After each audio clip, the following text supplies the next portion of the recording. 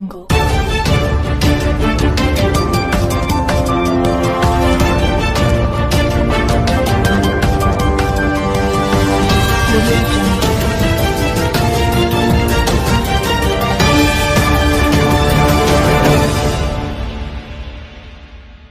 अस्सलामुअलैकुम नाज़रीन, आप देख रहे हैं लीडर है सियासत उर्दू न्यूज़ चैनल। मैं हूं सैयद खालिद असलम। नाज़रीन अस्सलामुअलैकुम रहमतुल्लाहि व बरकातहू। अगर लॉकडाउन में तवस्सी करना है तो गरीबों को माश पैकेज का भी ऐलान किया जाए।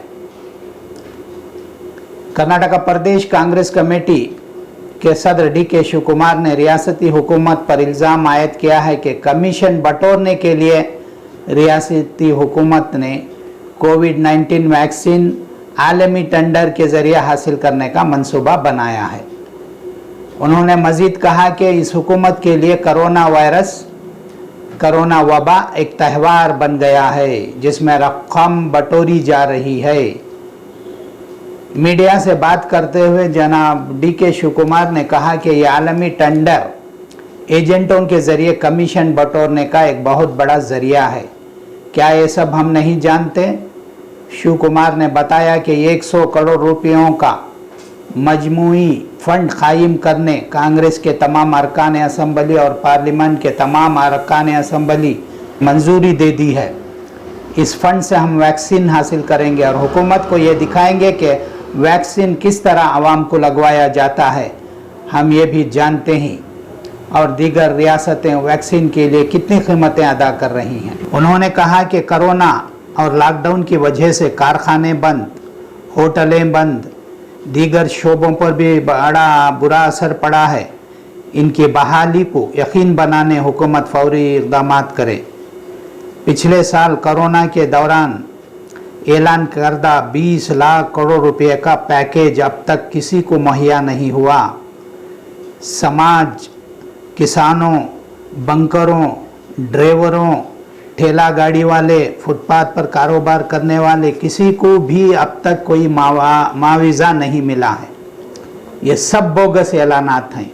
अब तक राहत किन किन लोगों को दी गई है इसकी एक फहरिस्त जारी करने का उन्होंने मुतालिबा किया है। डी.के. शिव कुमार ने बताया कि पिछले साल कोविड मरीजों के इलाज के लिए खरीदे गए बिस्तरों, सैनिटाइज़रों, मास्क, पीपीई किटों के मामले में ज़बरदस्त घपला हुआ था। अब कोविड वैक्सीन की ख़रीदारी में भी ज़बरदस्त घपला हो रहा है, लेकिन इस सिलसिले में रियासती हुकूमत ने कोई इत्तला ही नहीं दी। उन्होंने बताया कि रियासत में 700 नर्सिंग कॉलेजेस हैं, नीम मेडिकल कॉलेजेस हैं, आंगनवाड़ी वर्कर्स हैं, आशा वर्कर्स हैं। कोविड के इलाज में इनका इस्तेमाल करके हम पूरे मुल्क में मिसाली काम कर सकते थे। शिव कुमार ने मज़ीद बताया कि अब रियासत में कोविड की तीसरी लहर का आगाज़ हुआ तो गरीबों के पास इसका सामना करने की ताकत ही नहीं रहेगी। इसलिए ज़रूरी है कि वज़ीर आला बी.एस. येडियुरप्पा इस पर खुसूसी तवज्जो दे। ಸೊ ಹೇಗೆ ಜನರಿಗೆ ತಲುಪುತ್ತೆ ಅನ್ನುವಂತ ವಿಶ್ವಾಸ ಇದೆಯಾ? ನನಗೆ ಈ ಸರ್ಕಾರದ ನಿವಾರಣೆ ಬಗ್ಗೆ ನನಗೆ ನಂಬಿಕೆ ಇಲ್ಲ. ಲಾಸ್ಟ್ ಟೈಮು ಇದೇ ರೀತಿ ಎಲ್ಲ ವರ್ಗದವ್ರಿಗೆ ನೋಡಿ ಬಟ್ಟೆ ಹೊಲಿಯುವಂತವ್ರು ಇದ್ದಾರೆ, ಯಾರು ಟೈಲರ್ಗಳು, ದರ್ಜೆಗಳಿದ್ದಾರೆ, ಬಟ್ಟೆ ಇವರು ನಮ್ಮ ನೇಗಿಯವರು ಇದ್ದಾರೆ, ನೇಕಾರ್ ಇದ್ದಾರೆ, ಅವ್ರನ್ನೆಲ್ಲ ಹೋಗಿ ಕೇಳಿ. ಸವಿತಾ ಸಮಾಜ್ ಅವರು ಇದ್ದಾರೆ, ಡ್ರೈವರ್ಗಳಿದ್ದಾರೆ. 7 ಲಕ್ಷ ಚಿಲ್ಲರೆ ಡ್ರೈವರ್ಗಳು ಅಂತ ಬರೀ 1 ಲಕ್ಷ ಚಿಲ್ಲರೆಗೇನೋ ಕೊಟ್ರು. ಸೊ ಇವ್ರು ಕೊಡ್ತಾರೆ ಅನ್ನೋದು ನನಗೆ ಭರವಸೆ ಇಲ್ಲ. ಇವರು ದುಡ್ಡು ಕೊಡಬೇಕು ಅನ್ನೋದಾದ್ರೆ ನಿಜವಾಗ್ಲೂ ಇವ್ರಿಗೆ ಈ ಬಡವ್ರ ಬಗ್ಗೆ ಇವ್ರು ಏನ್ ಕೊಡ್ತಾರೋ ಇದು ಕನಿಷ್ಠ 10,000 ರೂಪಾಯಿ ಕೊಡಬೇಕು. ಕೊಡೋದಾದ್ರೆ ಪಂಚಾಯತಿಗೆ ಹ್ಯಾಂಡ್ ಓವರ್ ಮಾಡ್ಲಿ. ಪಂಚಾಯತಿಯವರು, ಮುನ್ಸಿಪಾಲಿಟಿ ಅವರು, ಕಾರ್ಪೊರೇಷನ್ ಅವರು ಕೊಡ್ತಾರೆ. ಇವ್ರು ಅದೇನೋ ಆಪ್ ಹಾಕಿ ಅದಾಕಿ ಇದಾಕಿ ಅಂದಾಗುದಿಲ್ಲ. ಸೀದಾ ಕೊಟ್ಬಿಟ್ರೆ ಚೆಕ್ ಅಲ್ಲೇ ಎತ್ಕೊಂಡೋಗಿ ಕೊಟ್ಟು ಪಕ್ಕದಲ್ಲಿ ಒಂದೊಂದು ಫೋಟೋ ಎತ್ಕೊಂಡ್ರೆ ಯಾರು ಕೂಡ ವೃತ್ತಿಯನ್ನ ಕಾಪಾಡ್ಕೊಂಡು ಬಂದವರು, ಬಟ್ಟೆ ಹೊಲಿಯೋರು ಇರ್ಬೋದು, ಬಟ್ಟೆ ಒಗೆಯೋರು ಇರ್ಬೋದು, ಇಲ್ಲ ಪೂಜಾರರು ಇರ್ಬೋದು, ಇಲ್ಲ ಅಂದ್ರೆ ನಮ್ಮ ಮದುವೆ ಮಾಡುವಂತ ಅಡಿಗೆವನ್ ಇರ್ಬೋದು, ಬಡಿಸೋನ್ ಇರ್ಬೋದು, ಬೀದಿ ವ್ಯಾಪಾರ ಇರ್ಬೋದು, ಯಾರು ಮೋಸ ಮಾಡಕ್ ಹೋಗುದಿಲ್ಲ. ಸೊ ಎಲ್ಲ ಪಂಚಾಯತಿಯವ್ರಿಗೆ, ಟೀಚರ್ಗಳಿಗೆ, ಬೇರೆಯವ್ರಿಗೆ, ಇಲ್ಲಿರೋರ್ಗೆಲ್ಲ ಜವಾಬ್ದಾರಿ ವಹಿಸಿ ಆಗೇನಾರು ಆಗ್ತದೆ. ಇಲ್ಲ ಅಂದ್ರೆ ಇದು ಬರೀ ಪೇಪರ್ ಅಲ್ಲಿ ಬರೀ ಘೋಷಣೆ ಆಗಿ ಇದು ಉಳ್ಕೊಳ್ತದೆ. ಅದು ಬಿಟ್ಟರೆ ಬೇರೆ ಇನ್ನೇನು ಇಲ್ಲ. ನನಗೆ ಹೋದ್ ಸತಿ 1600 ಕೋಟಿ ಏನ್ ಹೇಳಿದ್ರು 2000, 1000 ಇವೆಲ್ಲ ಏನ್ ಹೇಳಿದ್ರಲ್ಲ, ಇದೆಲ್ಲ ಏನ್ ಪ್ರಯೋಜನ ಏನಾಗುದಿಲ್ಲ. ಈ ಲಾಕ್ಡೌನ್ ಬಗ್ಗೆ ಸುಮ್ಮನೆ ಏನೋ ಒಂದು ಪ್ರೆಷರ್ಗೋಸ್ಕರ ನಾವು ಒತ್ತಡ ಮಾಡಿದೀವಿ ಅಂತ ಏನೋ ಕೊಡಬೇಕು ಅಂತ ಹೇಳಿ ಕೊಟ್ಟಿದ್ದಾರೆ ಹೊರತು ಇದು ನಿಜವಾಗ್ಲೂ ಜನರಿಗೆ ತಲುಪಿಸಲಿಕ್ಕೆ ಮಾಡೋಂತ ಯೋಜನೆ ಅಂತೂ ಅಲ್ಲ.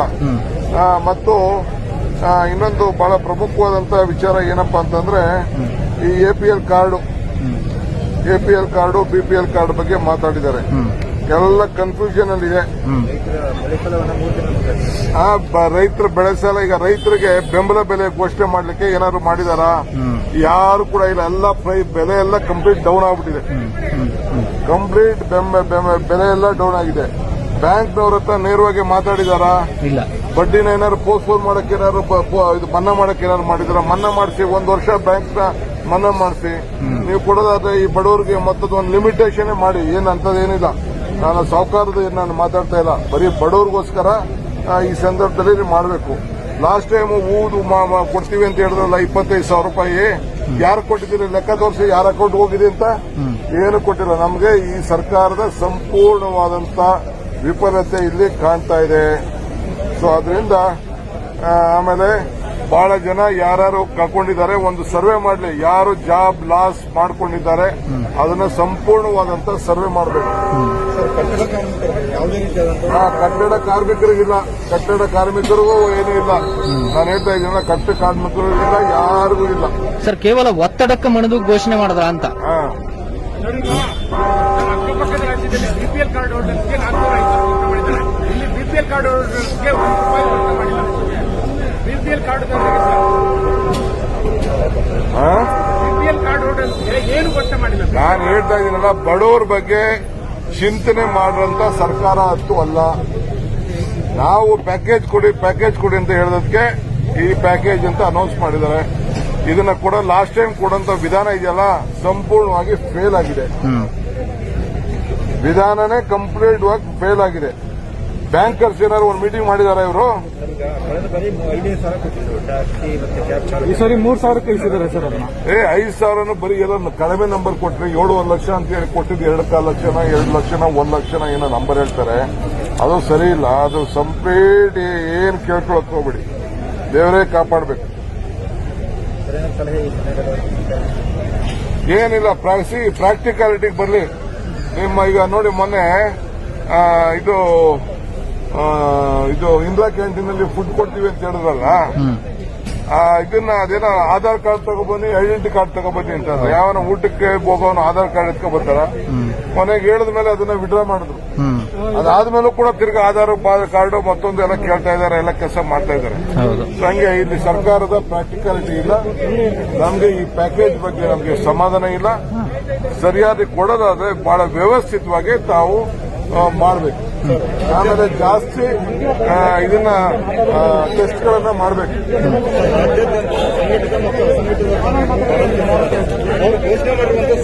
ನೋಡಿ, ಅಸಂಘಟಿತ ಕಾರ್ಮಿಕರ ಬಗ್ಗೆ ಏನು ಇಲ್ಲ, ಹಳ್ಳಿಲಿ ಕೆಲಸ ಮಾಡೋರ ಬಗ್ಗೆ ಏನು ಇಲ್ಲ. ಆಮೇಲೆ ಯಾರ್ಯಾರು ವಾರಿಯರ್ ಆಗಿ ಕೆಲಸ ಮಾಡ್ತಾರೆ ಗ್ರಾಮೀಣ ಪ್ರದೇಶದಲ್ಲಿ, ಪಂಚಾಯಿತಿ ವಾಟರ್ ಮ್ಯಾನ್ ಇರ್ಬೋದು, ಪಂಚಾಯಿತಿ ಇಲ್ಲಿ ಲೈನ್ಮೆನ್ ಕೆಲಸ ಮಾಡ್ತಾ ಇರ್ಬೋದು, ಕಾರ್ಪೊರೇಷನ್ ಇರ್ಬೋದು, ಮುನ್ಸಿಪಾಲಿಟಿ ಕೆಲಸದವ್ರು ಇರ್ಬೋದು, ಅವನ್ನೆಲ್ಲ ಕೂಡ ವಾರಿಯರ್ ಅಂತ ಘೋಷಣೆ ಮಾಡಿ ಅವ್ರಿಗೆಲ್ಲ ಒಳ್ಳೆ ಇನ್ಶೂರೆನ್ಸು, ಸಕ್ಕರೆ ದುಡ್ಡು, ಬೇರೆ ಬೇರೆ ತರ ಫೆಸಿಲಿಟೀಸ್ ಏನೇನು ಬೇಕೋ ಅದನ್ನ ಯಾವುದು ಕೂಡ ಮಾಡ್ತಾ ಇಲ್ಲ. ಯಾರು ಮುಂದೆ ಬಂದು ಸೇವೆ ಮಾಡ್ತಾ ಇದ್ದಾರೆ ಅವ್ರನ್ನೆಲ್ಲ ವಾರಿಯರ್ ಆಗಿ ಮಾಡಿ ಅವ್ರಿಗೆ ರಕ್ಷಣೆ ಮಾಡಿ ಅವ್ರಿಗೆಲ್ಲ ಕಾರ್ಡ್ಗಳು ಕೊಡಬೇಕು, ಇನ್ಶೂರೆನ್ಸ್ ಕಾರ್ಡ್ಗಳು ಕೊಡಬೇಕು. 17 ಲಕ್ಷ ಅಂತ ಹೇಳಬೇಕು. ಅದು ಹೇಳಿದಾಗ ಮಾತ್ರ ಸಾಧ್ಯ. ಸರ್, ಈಗ ಮುಖ್ಯಮಂತ್ರಿಗಳೇ ಒಪ್ಕೊಳ್ತಿದ್ದಾರೆ ಟೆಸ್ಟಿಂಗ್ ಮಾಡೋದಕ್ಕೆ ನಮಗೆ ಒಂದಷ್ಟು ತಾಂತ್ರಿಕ ಸಮಸ್ಯೆ ಇದೆ ಅಂತ. ಅಲ್ಲ ರೀ, ಟೆಸ್ಟಿಂಗ್ ಇಂಥ ಬೆಂಗಳೂರು ನಗರದಲ್ಲಿ, ಕರ್ನಾಟಕ ರಾಜ್ಯದಲ್ಲಿ ಇಷ್ಟು ಮೆಡಿಕಲ್ ಕಾಲೇಜ್ ಮಾಡಿಕೊಂಡು, ಇಷ್ಟು ಹೆಲ್ತ್ ಫೆಸಿಲಿಟಿ ಇಟ್ಕೊಂಡು ಕರ್ನಾಟಕದಲ್ಲಿ ಟೆಸ್ಟಿಂಗ್ ಮಾಡಕ್ಕಂಗ ನಂಗೆ ಪ್ರೈಮ್ ಮಿನಿಸ್ಟರ್ ಯಾಕೆ ಮಾತಾಡೋದು? ಸರ್ಕಾರದ ಮೇಲೆ ನಂಬಿಕೆ ಇರೋದಕ್ಕೆ, ಈ ಮಂತ್ರಿಗಳ ಮೇಲೆ ನಂಬಿಕೆ ಇರೋದಕ್ಕೆ DC ಮೇಲೆ ಜವಾಬ್ದಾರಿ ಹಾಕಿದ್ರು. ಇದರಿಂದನೇ ನಿಮ್ಗೆ ಅರ್ಥ ಆಗ್ತದೆ government has completely failed. He is depend upon the administration, ಇದು officers, not on the political leadership. Yes sir. ಒಂದು ಪ್ರತಿಕ್ರಿಯೆಯನ್ನು ಮಾಡಿದರೆ ಕಾಂಗ್ರೆಸ್ ಪಕ್ಷಕ್ಕೆ ಯಾವ ರೀತಿ ಅವರು ಕಮೆಂಟ್ ಅನ್ನು ತಮ್ಮ ಫೇಸ್ಬುಕ್ ವಾಲ್ಗಳಲ್ಲಿ ಟ್ವಿಟ್ಟರಲ್ಲಿ ಎಲ್ಲ ಮಾಡಿದ್ದಾರೆ. ಕಾಂಗ್ರೆಸ್ ಪಕ್ಷ ದೇಶಕ್ಕೆ ಮಗನೂ ಆಗಲಿಲ್ಲ, ಸ್ಮಶಾನಕ್ಕೆ ಹೆಣಮೂ ಆಗಲಿಲ್ಲ. ಈ ಟೂಲ್ ಕಿಟ್ ಮೂಲಕ ಈ ರೀತಿ ವ್ಯವಸ್ಥಿತವಾಗಿ ಬಹಳ ಸಂತೋಷ.